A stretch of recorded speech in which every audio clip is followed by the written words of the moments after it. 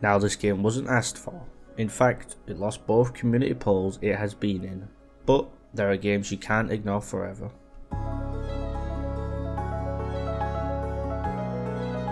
Officially released in 2019, Slay the Spire is a roguelike deck building game developed by Megacrit. It has received overwhelmingly positive reviews, and for months it has sat there unplayed. That changes today. If you aren't familiar with the game, allow me to explain briefly. I will need to draft cards to improve my deck and work my way through the spire until I reach the boss at the end of the act. Depending on the path you take, you will encounter various types of enemies. Shops to buy new items or cards, campfires to rest or upgrade your deck, and elite enemies that prove a harder challenge but give you better rewards. As I said, at the end of the act awaits a boss. In my case, my first boss was the Guardian, a simple boss that switches between stances depending on how much damage you have dealt to it. You can think of it as a test to see if you fixed the weakness in your starting deck. I defeated the Guardian to give me my first trophy in the game. After Act 1, your goal switches from simply surviving to creating a way for your deck to thrive and deal with the upcoming boss. This is done through drafting key cards, removing starting cards, and continuing to upgrade your most impactful cards.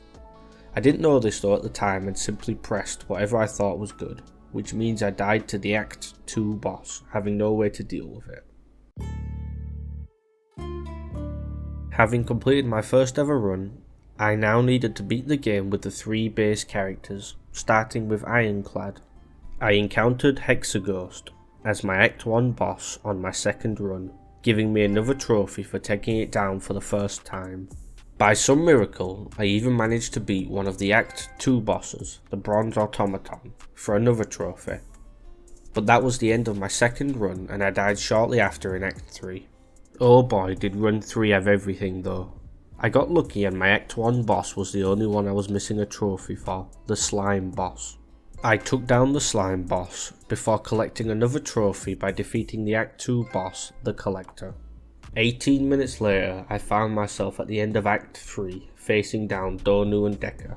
If you've never played this game before, you literally get to fight a donut at the end of Act 3. What more do you need to want to play the game? But anyway, I took down Donu and Decker to unlock me another trophy, and that also means I've beat the game for the first time, so I unlocked another trophy for doing that as well. Somehow I forgot to mention that you actually get another trophy here as well for beating the game with any character, so I actually get 2 trophies here, not just 1. Anyway, it was now time to turn my attention to the Silent and completely abandon Ironclad for now. Although I had learned some things while playing Ironclad, each character has their own set of cards, so it was a very different experience playing the Silent. It took me several hours to get my first win.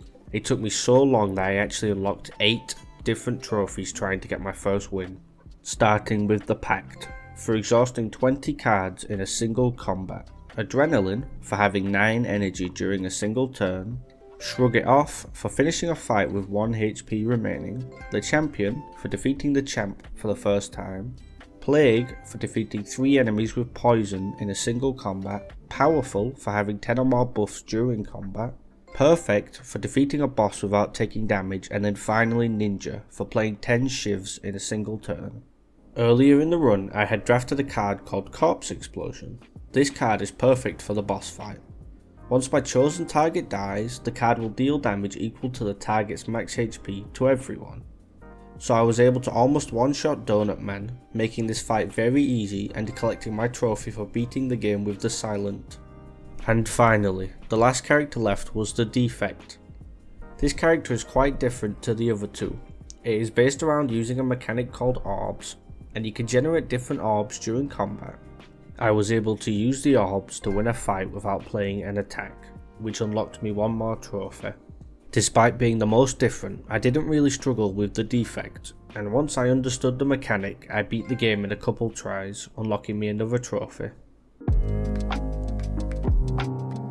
What if I told you that was not the end? Having beat the game with all 3 characters, I have now unlocked access to the true ending of the game.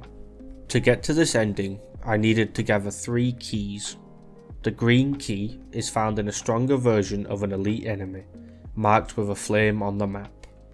The red key is found at a campfire, and the blue key is obtained in a treasure encounter. Before I got to Act 4, I picked up 2 more trophies. The first one for having 99 or more block, and then the second trophy was for defeating the Time Eater for the first time. At the end of Act 4 awaits the heart, the true final boss of Slay the Spire. I said earlier you could think of a boss as a test. Well, this boss is an exam. It is obviously an unfair fight designed to test many aspects of your deck, but it was no match for the mighty deck I had assembled with Ironclad. I defeated the heart to unlock the Ruby Plus trophy. I would have to make the same journey and beat the heart with the Silent and the Defect too. While working on the Silent, I picked up 2 more trophies. The first one for defeating the Awakened One for the first time, and the second one Catalyst for applying 99 or more poison to a single enemy. I beat the heart as the Silent for another trophy, before taking it down again with the Defect for 2 more trophies. One for the Defect win, and the other one for beating the heart as all 3 characters. With that done, I was now done with the true ending side of the game. Now it was time to pick up the random trophies I was missing. Starting with Purity, for having 3 or fewer cards in my hand, draw and discard pile. I did this by using cards that exhausted other cards. Next, I needed to have 50 or more strength in one combat, so I played Demon Form, which gives me 2 strength each turn, and I just stalled for 25 turns until I got the trophy. For this next trophy, I needed to get 999 block in one combat, but the problem is I'd found Barricade, which allows me to keep block during turns, but I hadn't found any cards that gave me massive amounts of block, so it took me 97 turns or 30 minutes just to get this trophy. For the trophy You Are Nothing, I needed to beat a boss on turn 1. To do this, I set up a Dropkick Infinite with Ironclad. The basic idea is, remove as many excess cards as you can in shops and events, and find 2 copies of Dropkick. Now I play Bash, which will apply vulnerable to an enemy, then I can use Dropkick, which will refund the cost of the card and draw a card, which draws the Bash I just played, but if I play the second copy of Dropkick, it will draw the first copy, and then I have an infinite loop. This is how I took down the boss on turn 1. I was able to use the same Dropkick Infinite to pick up trophies for playing 25 cards in one turn and killing the Transient before it disappears. Next, I had to beat the game without taking any relics. I did get lucky though, and swapped my starting relic for probably the best relic in the game, Snecko Eye, which randomizes the cost of your cards and gives you increased card draw. So I got this trophy very easily. For the trophy Speed Climber, I had to beat the game in under 20 minutes. This requires a little bit of luck, but mostly just playing extremely fast. I was quite fortunate with my card choices and got several cards that hit multiple enemies, allowing me to get to the end and beat the game in 17 minutes and 33 seconds on my very first attempt. Minimalist requires you to beat the game with a 5 card deck or less. It is probably the trophy I enjoyed the least, since I finished several games just 1 or 2 cards short of the trophy. It requires you to get very lucky with card removal events, while drafting only very specific cards like the Dropkick Infinite I spoke about earlier. I did get it eventually though, otherwise you wouldn't be watching this video. Ooh Donut required me to channel my inner Homer Simpson and finish off the donut boss with a specific card called Feed. Speaking of cards, I then had to beat the game without any uncommon or rare cards in my deck. At this point, beating the game was fairly easy and I found this trophy quite simple. 2 of the remaining 3 miscellaneous trophies can only be done with the Defect. I needed to get 25 or more focus in one fight, which just required me to stall a fight and play a card called Consume.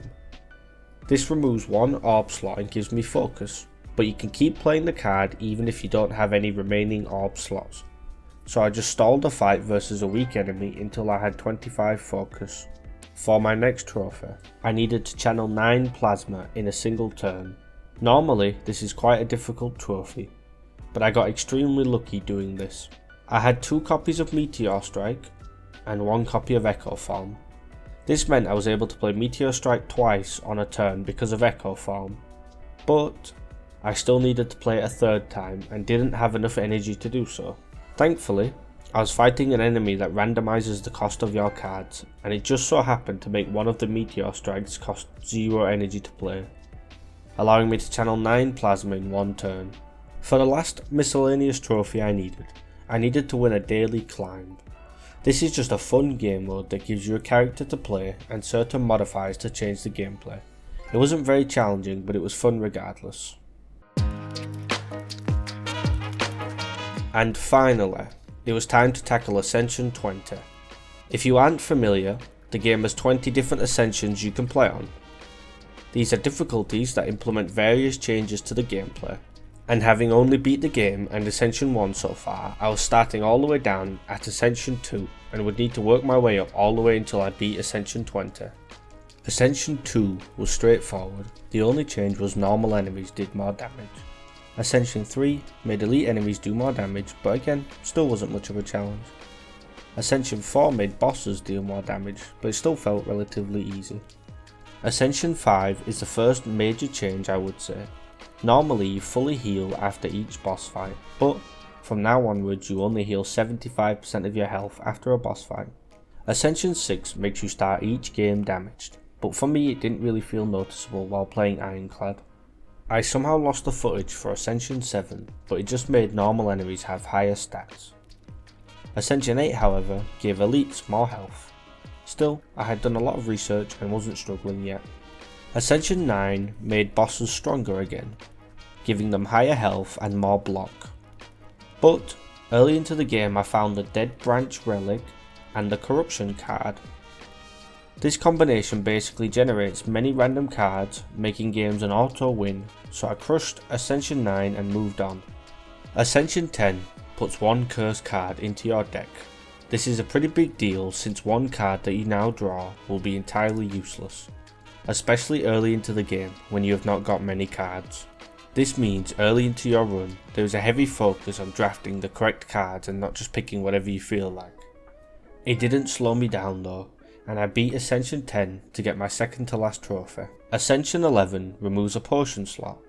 This means I had to think more logically about which potions I wanted to carry and what fights I would use them in. Ascension 12 made upgraded cards appear less often, making it harder to decide between card choices as sometimes the deciding factor was if a card was upgraded or not. Ascension 13 gave reduced gold drops from bosses. This just meant I had to be more efficient with my gold as less was available to me. Ascension 14 lowered my max health slightly. This is an issue because your health is a resource and you can choose how to spend it in order to best benefit your deck, so having less HP means you have to make better choices overall. Ascension 15 is pretty rough. It makes events have less positive outcomes and worse consequences, meaning events are not always a good idea. 16 is another simple but negative change. All the prices have been increased in shops and everything costs more. 17 was probably the hardest difficulty increase I felt. It makes normal enemies have harder movesets and abilities. This is when I had to watch a lot of high level streamers to learn how to effectively use cards, and learn about cards that I'd never considered using before. Interestingly though, after being stuck on Ascension 17, I managed to beat 18 and 19 in the same day that I beat 17. This just leaves Ascension 20, the final level. Along with all other 19 difficulty modifiers, I now had to beat the game by fighting 2 bosses at the end of Act 3. My deck had to be capable of beating not just one, but 2 of them, otherwise I would fall at the last hurdle. 161 hours after my adventure started, I took down both bosses in Act 3 and was given my final trophy before unlocking the Platinum trophy. This video took a very long time to make, so yeah.